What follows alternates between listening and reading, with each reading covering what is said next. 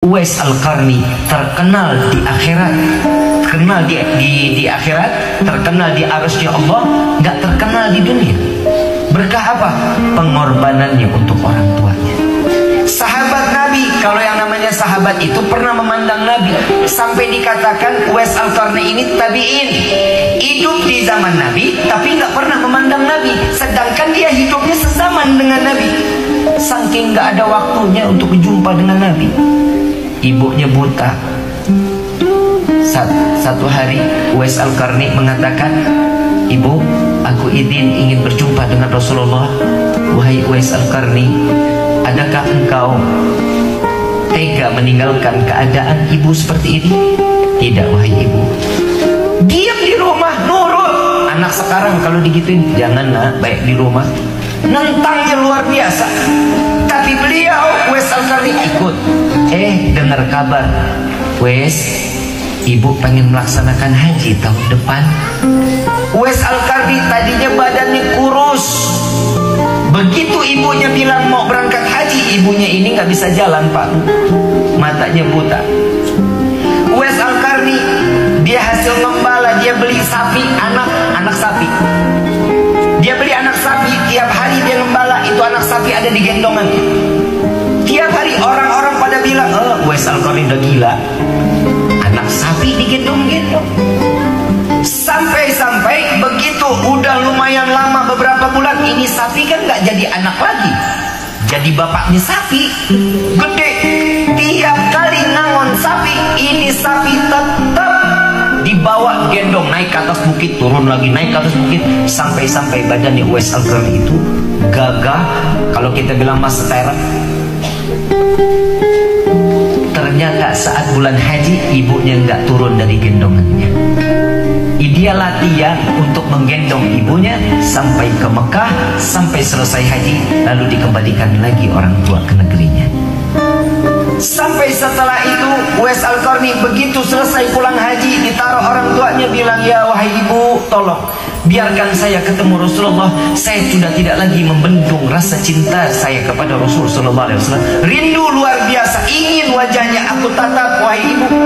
Apa kata ibunya? "Silahkan Uwais, silahkan kalau jika engkau ingin pergi, silahkan wahai anakku." Keluar Uwais Al-Qarni. Cuman satu amanah ibu, jangan pergi terlalu lama. Tuh katanya ibu. Begitu singkat waktu Uwais udah sampai di depan rumah Nabi, diketok rumah Nabi. Nabi nggak ada lagi perang.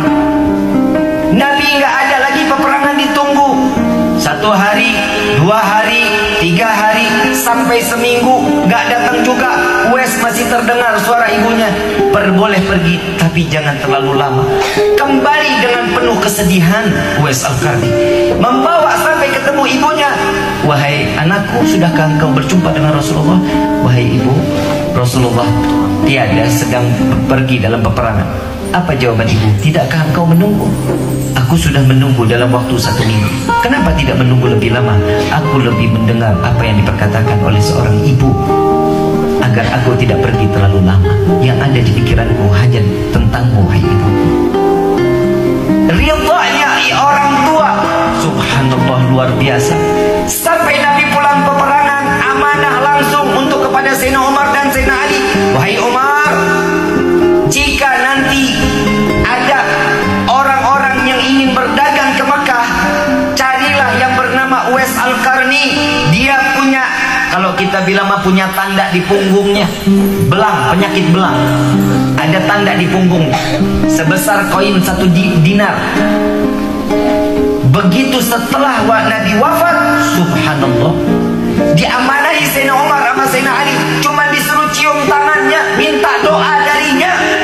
Sampai akhirnya datanglah para pedagang tersebut, dicari adakah yang bernama Uwais Al-Qarni. Khalifah saat itu bertanya-tanya, "Uwais Al-Qarni mana? Uwais Al-Qarni mana?" Ditunjuk sama sahabatnya itu. Ada perluan apa? Dia orang yang miskin, dia orang nggak punya.